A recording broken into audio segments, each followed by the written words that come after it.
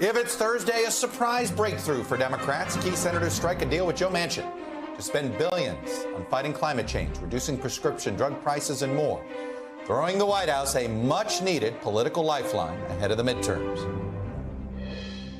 Plus, in the negative, Treasury Secretary Janet Yellen holds a rare press conference. President Biden speaks with CEOs as the administration fights the label and fear of a recession. After this morning's GDP report showed the economy contracting for a second straight quarter. And later, tensions over Taiwan. President Biden and China's Xi Jinping talk for more than 2 hours as Beijing threatens retaliation over Nancy Pelosi's upcoming potential trip to the region. That story ahead.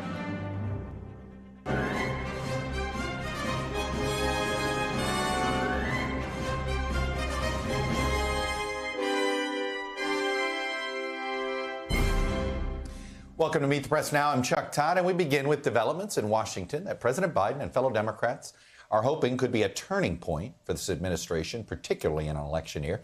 Amid some darkening political and economic clouds has come a potential lifeline for Biden's agenda. In a story that first broke while we were on the air yesterday, Senator Joe Manchin announced he'd support a much bigger reconciliation package than some had thought was going to be prepared. It was a package that many thought was dead just a week ago. The package includes provisions to address two big Democratic agenda items, climate change and prescription drug pricing. It also includes $740 billion in revenue raised through tax hikes, mostly in corporations and wealthier Americans, which could mean more than $300 billion in deficit reduction.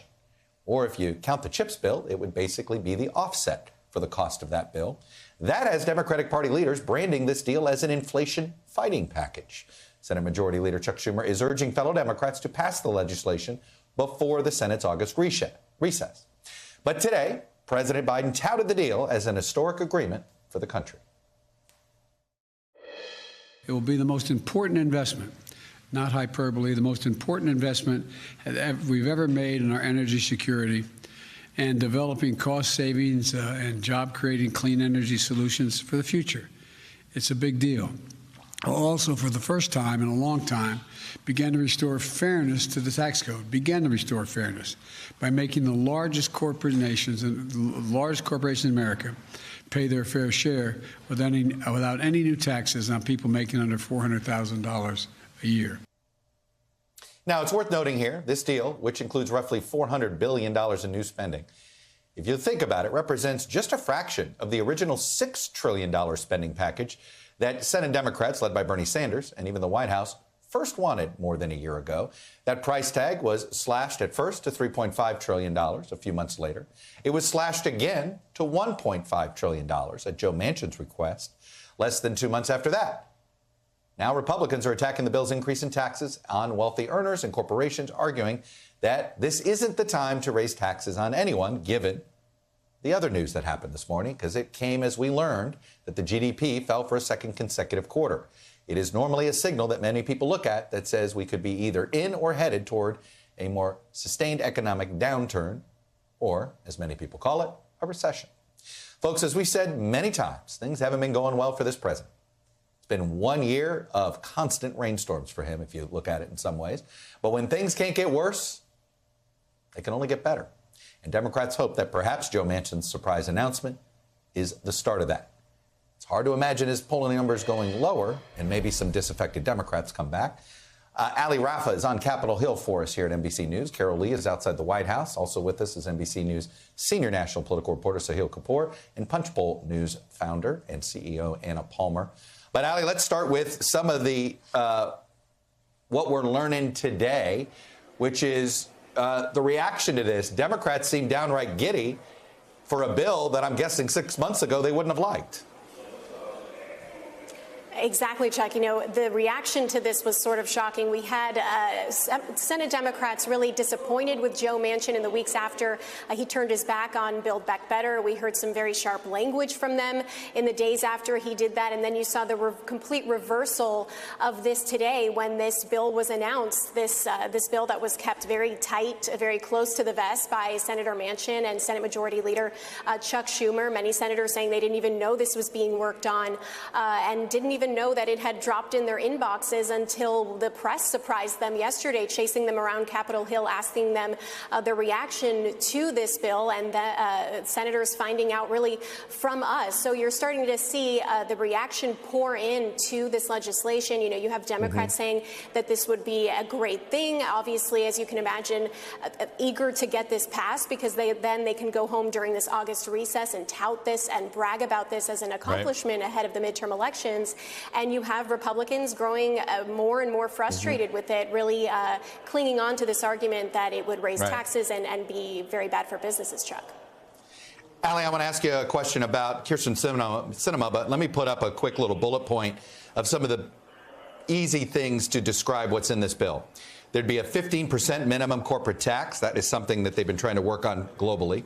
The drug pricing reform issue, increased IRS enforcement, energy and climate spending, ACA funding, deficit reduction, and I skipped over one because I want to make it the part of this question. Closing the carried interest, what some people call a loophole, but the carried interest deduction hits hedge fund managers hard. It's something Democratic Senator from Arizona, Kyrsten Sinema, had said was a non-starter.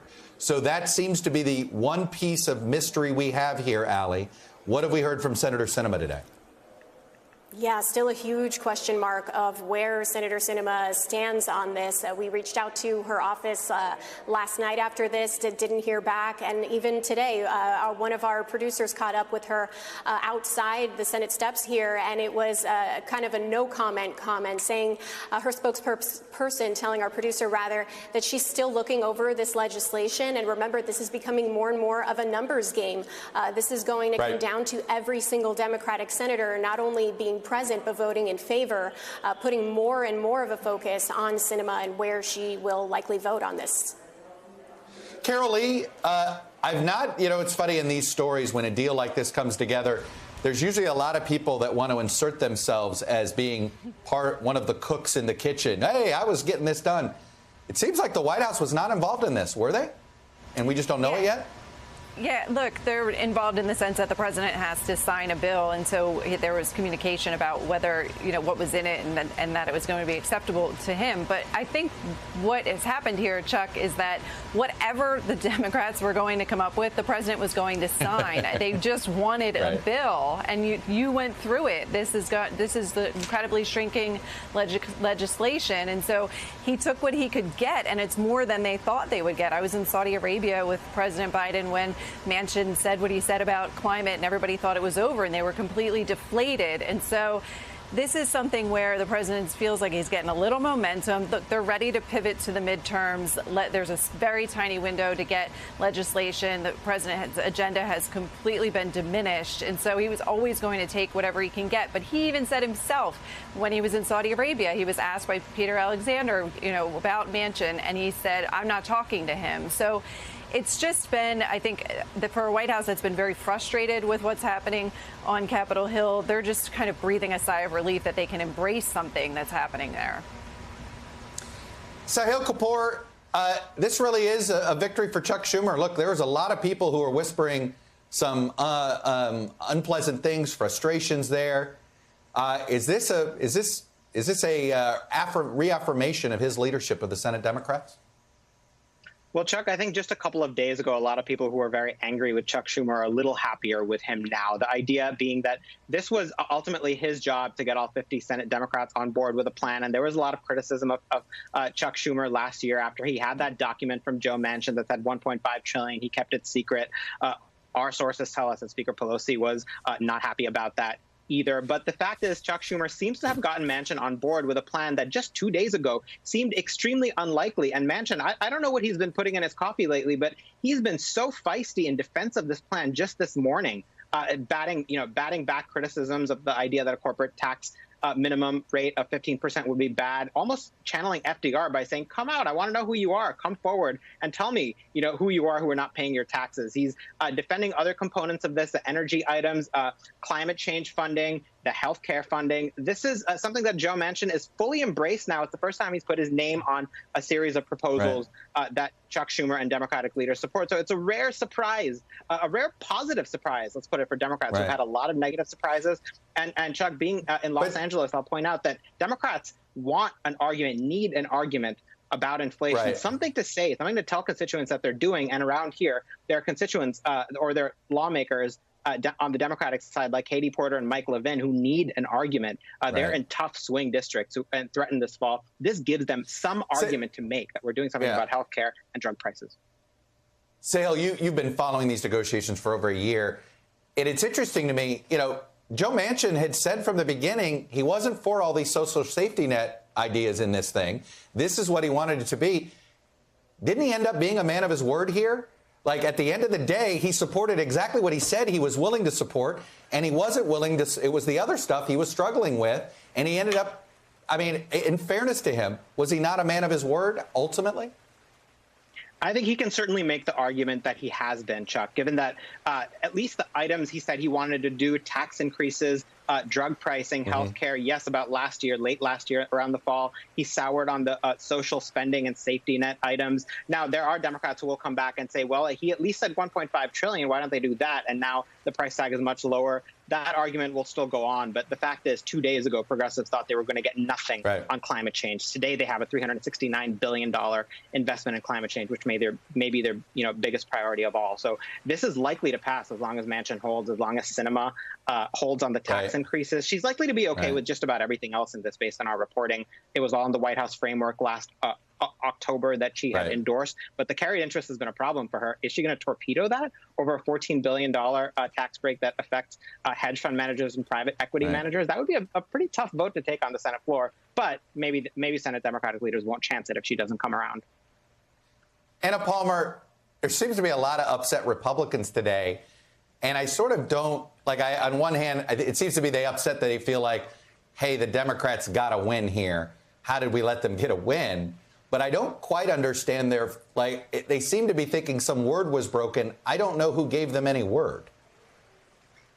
Yeah, you rarely see Chuck Schumer outmaneuver Mitch McConnell when it comes to legislative floor strategy. And so this stunned not only a lot of the fellow Democrats, but certainly stunned Republicans, because as we all remember, Mitch McConnell put that line in the sand saying they were not going to pass this CHIPS bill if there was going to be this larger reconciliation effort.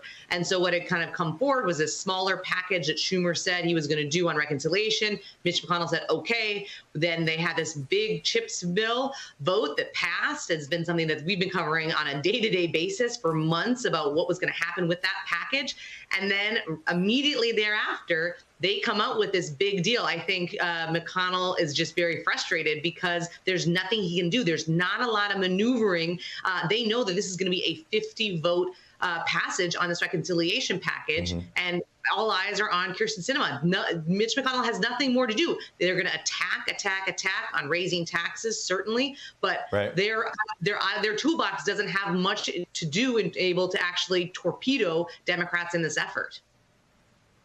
Ali Rafa, we saw that the burn pits bill seemed to be the first, I guess you'd call it the first collateral damage to this deal that Republicans pulled their support. Can you walk us through that? Is that bill really dead, or can it get revived? I would equate this to sort of being on the back burner. You saw Republicans really act very swiftly in removing this from the agenda yesterday after this came to light, this bill. And so today you saw Jon Stewart. There was a huge crowd outside the Senate side today really talking about how disappointed they are that this was put on the back burner. This is delayed now, saying that this is not, these are essentially political games, that this isn't anything to joke about or delay. And you saw families of 9/11 victims also coming out and saying that they're disappointed in this. I don't think it's dead yet. I think it's more of a we'll wait and see approach, but definitely some disappointment around the decision to just not even consider this and vote on this yesterday. Carol Lee, look, family leave's not in here. The child care tax credit's not in here. Look, the social safety net stuff is not in here. The Obamacare subsidies are prescription drug reform. Does the White House have a thought on how to ever revive any of those things? Is it time to actually try bipartisanship again on that? Romney seems to be open to both family leave and child care tax credit, but in a radically different approach.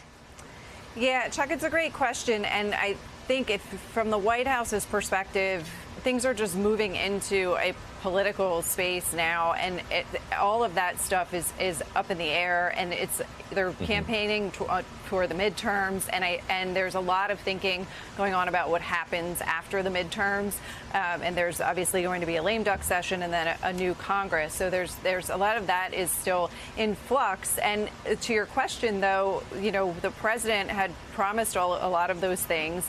Those are a lot of things that the Democratic base likes. So while he's celebrating all of this and he's having a good week, a good day, good couple of days, it's not clear that this is something that's going to longer term help him politically. He's still in a very difficult, tricky spot here. So it remains to be seen if he can't get those things done, and if this stuff that he's saying will work, and if he's out there saying we're not in a recession and they're signaling that that's not likely what's going to happen with the economy. If that comes back to bite him, and if this legislation and all of these efforts he keeps outlining and pointing to that he's doing to deal with inflation, if that doesn't work, it almost doesn't matter. And Anna Palmer, look, like I said, Republicans are trying to, I saw Tom Cotton was going, vote against the CHIPS bill, send a message on the reconciliation. And I saw people like Tom Cole going, look, I like this bill. I don't like other bills. I'm not gonna relate one to the other. They weren't able to kill it. 24 Republicans ended up voting for it. Other than TV ads and pounding their fist, is there anything legislatively you think Republicans would try to thwart in order to punish Democrats over this?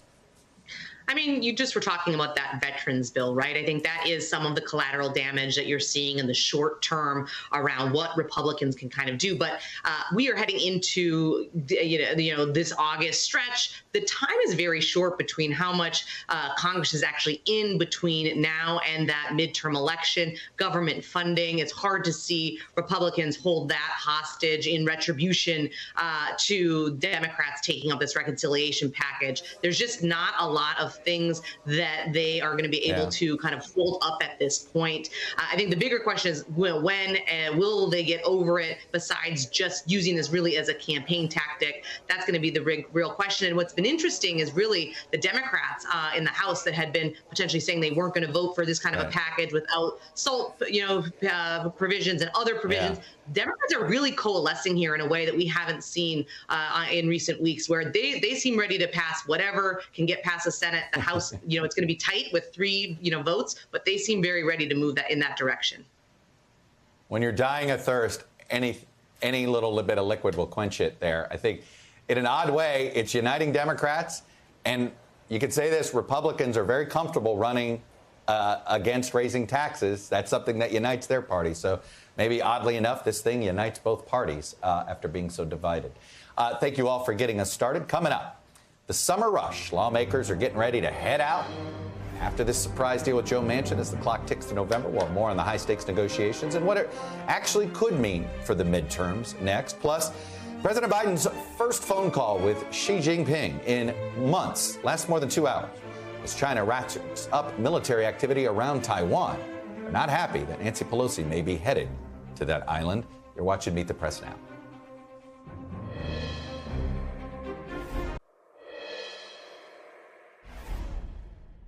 Look, this bill is far from perfect. It's a compromise.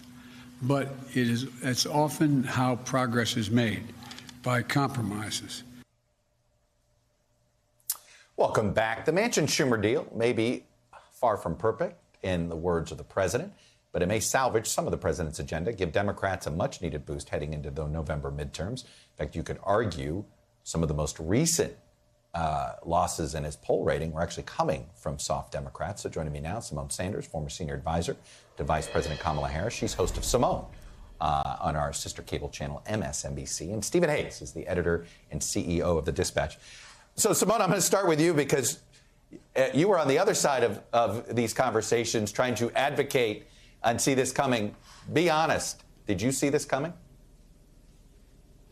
I didn't see this coming. You know, Senator Joe Manchin's comments just last week, I think, led all of us to believe that climate was dead in the water, for lack of a better term, and reconciliation was going nowhere fast. I think, though, kudos must be given to Senator Chuck Schumer and a cadre of some unnamed Senate Democrats who not just kept the pressure on, but kept working towards a solution. I think that's how we found this deal today. Now, the White House, they were not the lead negotiators here in this deal, but they were definitely kept abreast, I'm told, of everything that was happening. But it was Senate Democrats that got together with their Senate Democratic friends and got this deal. Steve Hayes, is this a bad deal for Republicans or a good deal? You know what I mean for that, politically speaking. They have an issue to rally around, raising taxes, but they certainly didn't want to see the Democrats have a success. No, I think that's right. I think the Republicans will pound on taxes, of course, and they will say this is exactly the wrong time to do that the economy is in recession, inflation is horrible, the worst time to be doing these kinds of things and to be spending this kind of money, to be raising taxes in this way. I do think it allows Joe Biden, who has Republicans have portrayed as ineffectual, to say, right, look, I got something done. I got something big done. And as Symone says, I mean, I don't think that Joe Biden had a lot to do with getting this done, but he certainly will say it. Steve, I want to go to the different sort of Republican reactions. Senator Susan Collins, for instance, I'm going to put up, she seemed to say that this could impact the same-sex marriage vote in the Senate, that it blows up some bipartisan cooperation. Is that that doesn't feel like a smart rationale. Here's what she just said. If we weren't safely successful in gun safety legislation, the CHIPS bill, it was a very unfortunate move that destroys the many bipartisan efforts that are underway. And earlier in that conversation, she brought up the same-sex bill. Is that a good rationale, voting against a bill you like because you don't like what they did in somewhere else? No, but I mean, let's be realistic. Both parties do this, and they do it quite a bit. I mean, there's a long history here. You have to remember, I mean, this go back to the beginning of the Trump administration, right when President Trump was going to have some of his cabinet secretaries approved by voice vote, and Chuck Schumer said that he would allow this to happen and then went back on his word.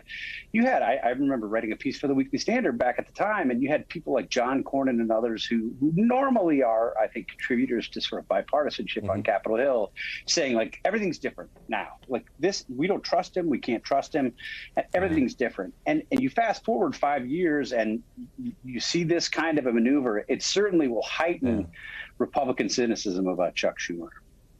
Well, that's awesome. Republicans don't trust Schumer. Democrats don't trust McConnell. Good luck, U.S. Senate. Symone, does this help in the midterms? It certainly doesn't hurt, but does it help? I'm with you, Chuck. You know, I've heard a lot today about how this is the boost Democrats needed for the midterm elections. And frankly, it's not. It just goes to show that yet again, Democrats in the United States Senate and Congress can continue to, pass bills. But the question is, will the American people feel this by November? And large in part, no. This is something that's going to take effect over time. It is a bill that will bring down inflation over time. But this is not like the dramatic drop that we've seen at the pump for over the last month or so, right? More than 60 cents over the last month. Gas has gone down. It's very different. So I think it's something that Democrats can talk about, another thing that they have done, but the American people won't yet feel it. And I will say, it's always a nice talking point for the White House to say, we only raising taxes on the richest folks. So depending on if they can continue to get that information in there in that particular way, I think it'll help make a difference. That's interesting there. She brings up the long-term, short-term issue of the economic argument, Steve. Let me ask you something on the Republicans who voted against the CHIPS bill. I think a guy like Marco Rubio, who believes nobody is as hawkish against China as him. How do you defend not voting for this bill?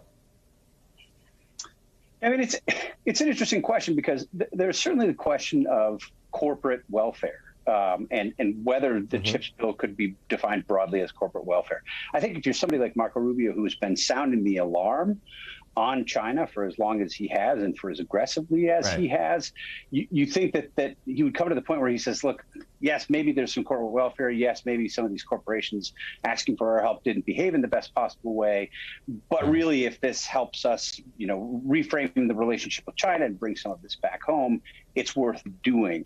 I haven't heard his specific explanation yet, but I imagine that you'll hear from other Republicans I've talked to certainly have highlighted the corporate welfare angle and the spending side of this. It certainly is it looks like it's looking for a reason to vote against it. Not, sometimes you go to a bill, you look for a reason to be for it, and sometimes you want to look for a reason to be against it. Symone, let me ask you something on going back to the Manchin-Schumer deal. Should Democrats feel good about the way they managed Manchin here, or is there some regret that they were too harsh on him? I think the way that this particular bill came together is a result of Senate Democrats speaking to Senate Democrats and not a pressure campaign on Senator Joe Manchin.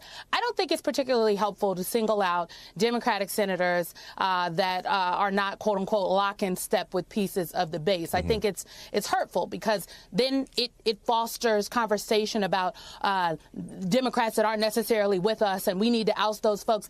Any primary challenger to Joe Manchin, if there was a viable one, is not beating Joe Manchin in West Virginia. And any primary challenger to Kristen Sinema, if there was one, isn't beating her. And so it does not serve the bigger picture, which is to get more Democrats in the United States House and United States Senate so that you don't have to wheel and deal, if you will, for the votes of two notoriously difficult senators.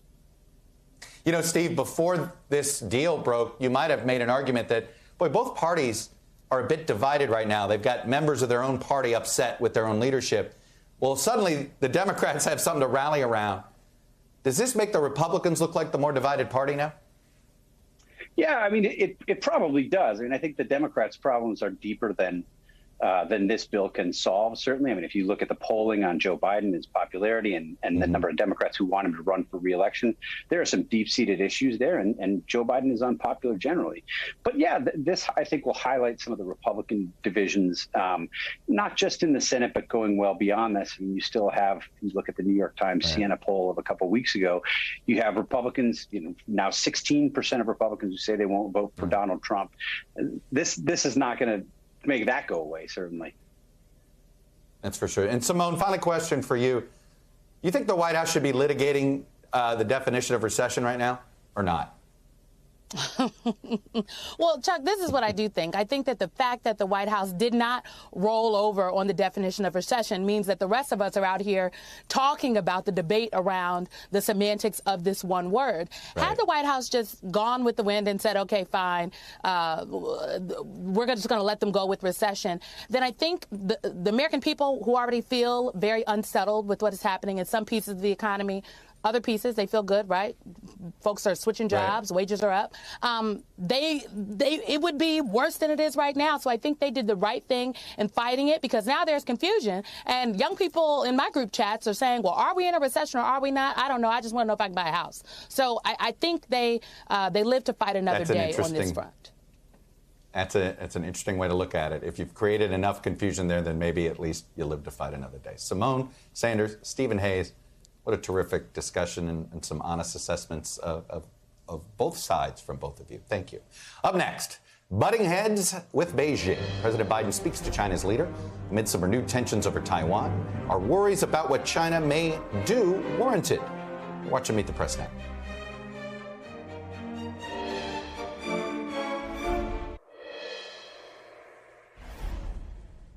Welcome back. President Biden and China's President Xi spoke for the fifth time this morning, the call lasting over 2 hours. The two leaders, according to various reports, talked amid rising tensions between the U.S. and China and increased concerns over Beijing's aggression towards Taiwan. According to the White House readout of the call, Biden underscored U.S. policy on Taiwan, that it has not changed. According to Chinese state media, Xi warned Biden against playing with fire and that, quote, those who play with fire will only get burnt. Earlier this month, FBI Director Christopher Wray issued the starkest warning yet about the threat China could pose to businesses and security in the West.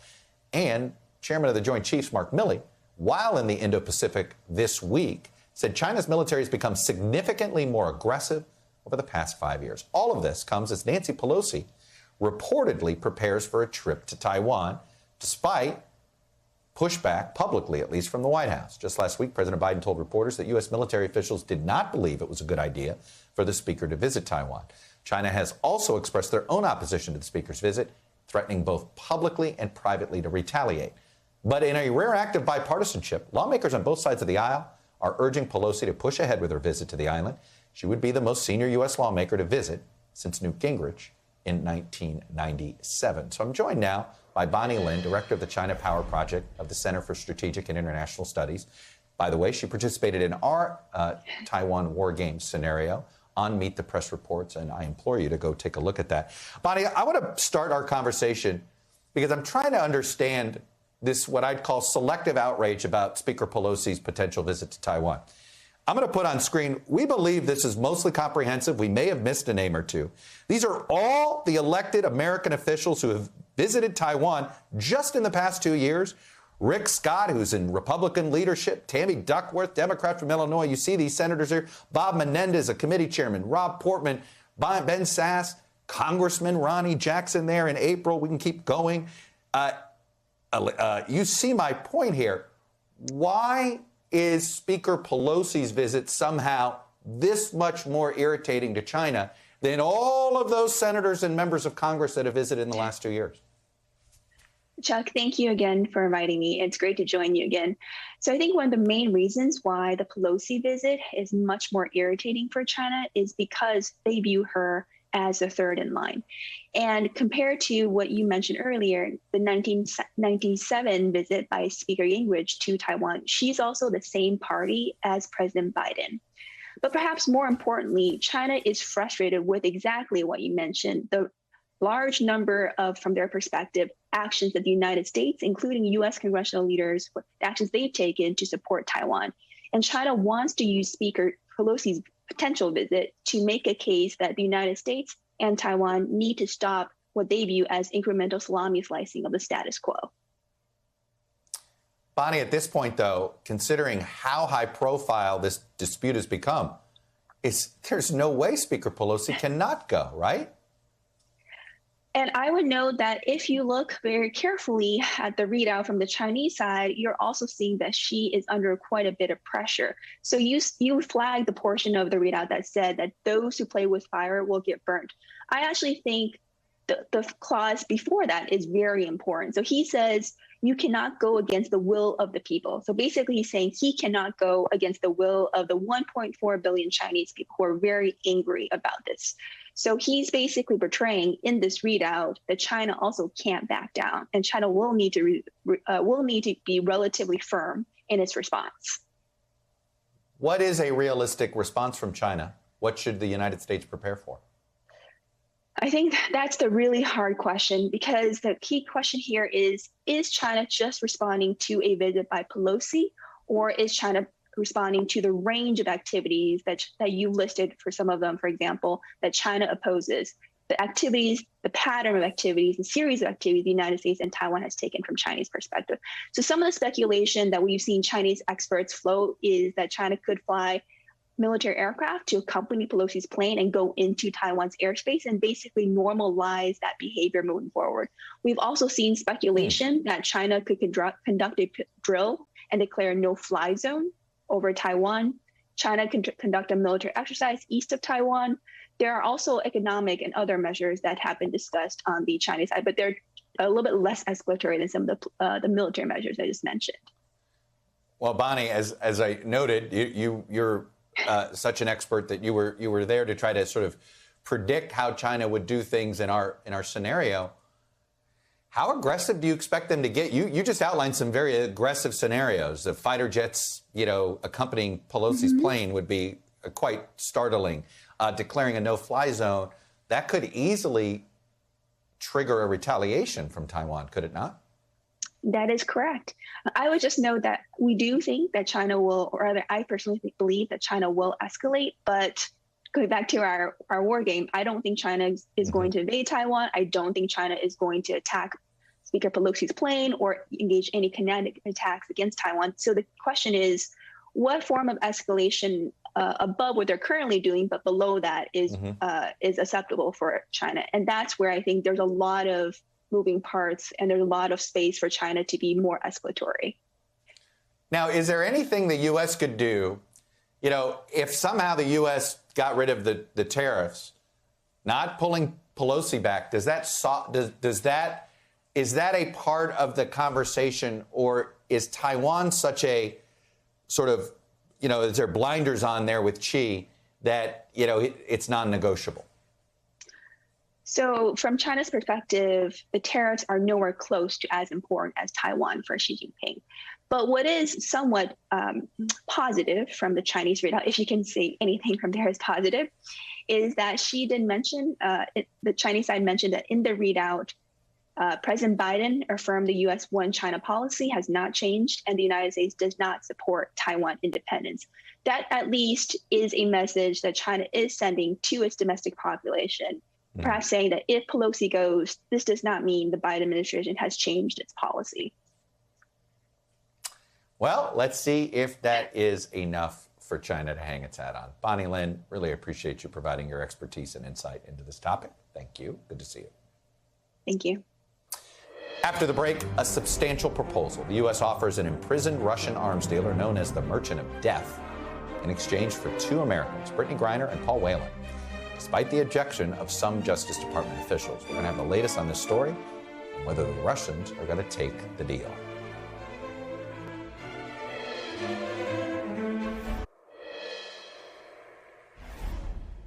Welcome back. In an effort to bring home 2 Americans detained in Russia, the U.S. has proposed trading an imprisoned arms dealer by the name of Victor Bout for Britney Griner and Paul Whelan. This is according to sources tell us here at NBC News. The decision to trade Bout was made despite objections from the Justice Department, according to people familiar with the talks. Secretary of State Antony Blinken said the Biden administration had made the Russians a, quote, substantial offer for Griner and Whelan's release, but would not offer details, meaning he wasn't going to confirm what our sources have told us. For their part, the Russians say no agreements have been finalized, but the idea of trading for Bout has been floating in Russian media for months. Blinken says he will raise the issue with his Russian Foreign Minister Sergei Lavrov when they speak in the coming days, though the exact timing of that is unknown, as the Russians are saying that they've yet to fully get the ask from Blinken on that front. So let's check in with our Justice correspondent, Pete Williams, because we are going to make him work as many hours as possible before he leaves this network. Pete, look, I'd been, when it was first floated about this arms dealer, there was a lot of hand-wringing in the world that you cover, particularly FBI and justice. Are they just resigned to this happening, or is there still an effort to block it? No, I don't think there's any effort to block it. They have expressed their opposition to it, and some of it's institutional, some of it is traditional whenever these things come up. The Justice Department's longstanding view has been that one of the problems with these swaps is that it encourages foreign governments, in this case the Russians, to detain other Americans to use as bargaining chips to try to get people that they want. You know, in other words, they're sort of like anteing up. They're acquiring capital that they could use to get people released here in the U.S. that they want to try to get back to Russia.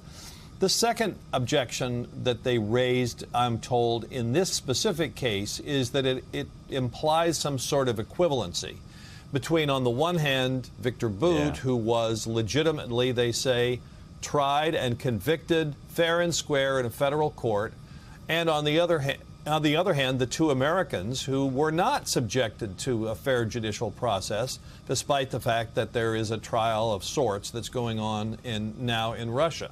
And so they don't like the idea of this false equivalency. That's another reason. So that's, but they've stressed that, you know, when they're asked, they'll answer the question, what do you think about this? They didn't think it was a very hot idea, but they recognize that the ultimate decision is not theirs. Yeah.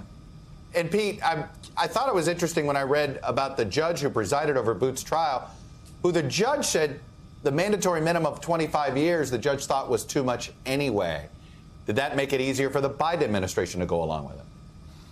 You know, perhaps that was something that factored into the White House's calculus. When I talked to someone at Justice and asked about that, asked about the fact that he had almost finished serving his sentence, or most of it anyway, they say no, that's not really a factor. That sometimes you can factor into these things, sort of humanitarian issues. If somebody's in ill health or something, but they say that doesn't work for him in this case. Pete Williams, thank you, sir. We'll make it work tomorrow as well. Don't get me wrong. Okay. Before we go to break, there's even more extreme weather across the United States today. This time, it's the state of Kentucky. Heavy rains overnight prompted deadly flash floods in the eastern part of the state. Governor Andy Beshear says at least 8 people have died, and he fears the number will rise significantly. This morning, Beshear declared a state of emergency and activated the National Guard to help rescue people stranded by the rising waters. More than 25,000 people statewide are without power. The governor asked people to take steps to keep themselves safe, as parts of the state can expect even more rain tonight. This event is devastating, and I do believe it will end up being one of the most significant, deadly floods that we have had in Kentucky in at least a very long time. It is an ongoing natural disaster. We are in the midst of it. Beshear says he spoke to the White House and that a FEMA emergency team is expected to be on the ground by tonight. But this is a reminder, this is climate change happening in real time, the extreme weather. Still to come, a House Republican at the center of some of her party's biggest debates: Trump, climate, contraception, same-sex marriage, and more. She'll be joining us next. You're watching Meet the Press Now.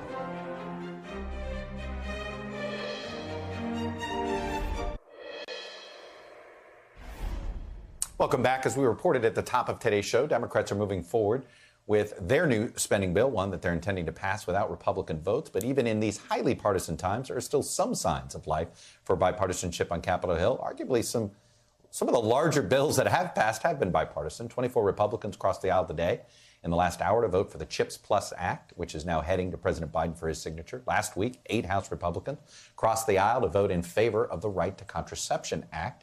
47 voted to write same-sex marriage into law. Well, my next guest, South Carolina Republican Congresswoman Nancy Mace, backed both of those last 2 bills I just mentioned. She's also the co-sponsor of a new bipartisan bill called Right to Try. It's legislation that would make it so patients with terminal illnesses can access Schedule I drugs in end-of-life care. Congresswoman Mace, I want to start. I invited you on the show to talk about that bill first. I want to talk about some of the other things. Let me start with that bill. It's because I sort of read it 2 ways. Is this a bill about right to try clinical stuff, sort of the, when all the normal routes have not worked, or is this about comfort care at the end of life? How would you describe it, Congresswoman? I would describe it as all of the above. There is this precondition that this is an option at the end of life after you've tried other traditional methods. And we're talking about individuals who are terminally ill when nothing else has worked, and using something like a Schedule I drug like MDMA to be able to have a better quality of life at the end, helping with anxiety and depression, and even in most cases pain. And we've seen so many people across the country, and study after study, including one gentleman in my own district who suffers from PTSD, being in one of these MDMA trials.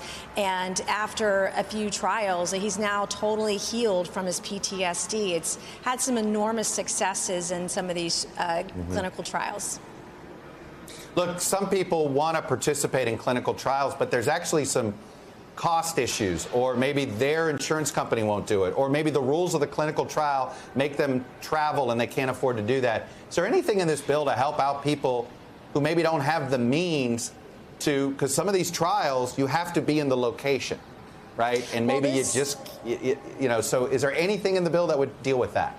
From a funding standpoint and getting funding for patients to travel, no, there would not be. But this is bipartisan.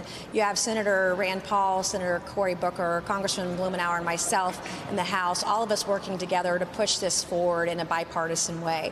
Having the ability for patients to utilize MDMA for end-of-life care, just the opportunity to, that's been done in very limited stages to this at this juncture in time. To be able to do that more broadly across the country is going to be a very valuable next step. And as you stated earlier on the program, how divisive the partisanship is today, this is one place where we're going to be able to work together. And I look forward to working with everyone on both sides of the aisle and in both chambers and pushing this forward. No, this is one of those that feels like there's less of the downside arguments. But let's talk about those issues that divide us. You could make an argument that reproductive rights care is also about medical freedom. Do you accept that comparison? Well, at some point we have to decide, when does that fetus become a child in a woman's womb with rights? So we see in socialist countries like Europe, if they even allow abortion, that they cut it off when the gestation age is 12 or 15 weeks, with the UK being the only outlier there. And there's got to be some moderation here. The vast majority of Americans, 75%, are okay with some guardrails when it comes to abortion. And you have far right fringes and far right left fringes on both sides of the aisle, and that's not where the majority of Americans are. They're okay with, something after 15 weeks eliminating abortion altogether, or at the very least putting in exceptions, but having some compassion for folks. And I made a statement last week when we were having this vote on contraceptives, because my own state, and I'm staunchly pro-life, and my own state is trying to now ban exceptions for women who've been raped or young girls who are victims of incest. And in some cases, not in every case for the life of the mother, very, very, very narrow exceptions.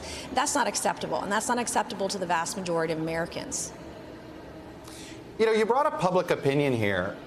Do you think public opinion in South Carolina is all that different on abortion than it is? I mean, I'm sure I know the numbers a little bit. It's slightly more small c conservative on some of these issues, but not dramatically so based on what the legislature's doing. Why do you think they're going against? Yeah. It's hard Why are they going say. against sort of middle of the road public opinion?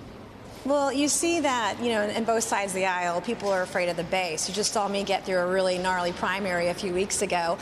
Most folks up here don't want to have to go through that. And so they cater to a base that is not the majority, but the vast majority of Americans, and including in South Carolina, where it's 70% support medical marijuana, for example. Our lawmakers aren't not there at all. The vast majority of South Carolinians, while we might be pro-life and be more conservative than other states, but the vast majority of those in the state want exceptions for life of the mother for rape and incest. We have rural counties in South Carolina where there's not a single OB/GYN doctor.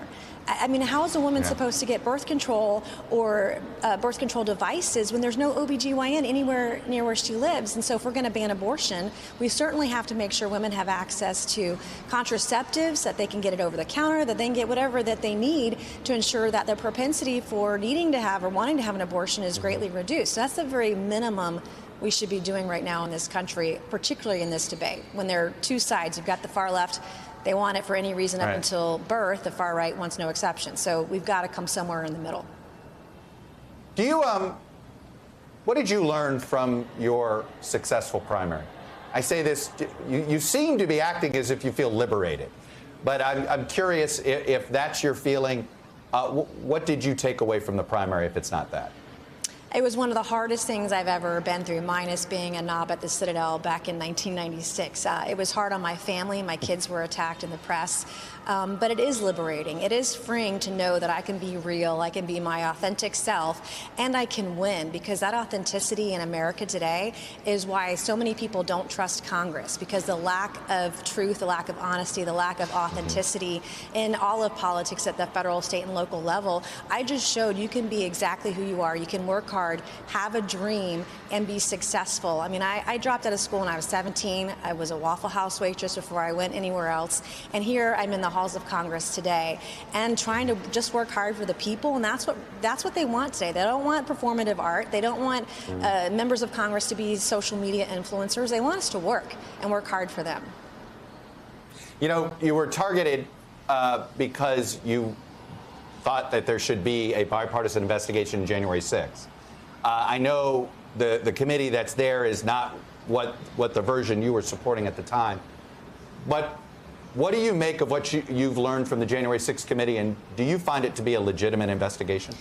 I actually voted against the January 6th commission because there were 4 federal agencies already investigating it, including the Department of Justice, the Secret Service, the FBI, and Homeland Security. Plus, we had 10 committees at the time, both in the Senate and the House.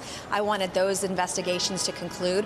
I will tell you, the conversations that I have with folks in South Carolina is that they're really sick and tired of the partisanship. And while many folks believe that the January 6th commission is partisan, there was room, I think, where either statements under oath could be corroborated or cross-examined, and some of that is missing, and that's what people want to hear. They want to hear all 3 sides, the left, the right, and somewhere in the middle is the truth, right? And so you're seeing also what's coming into play now is inflation and gas prices.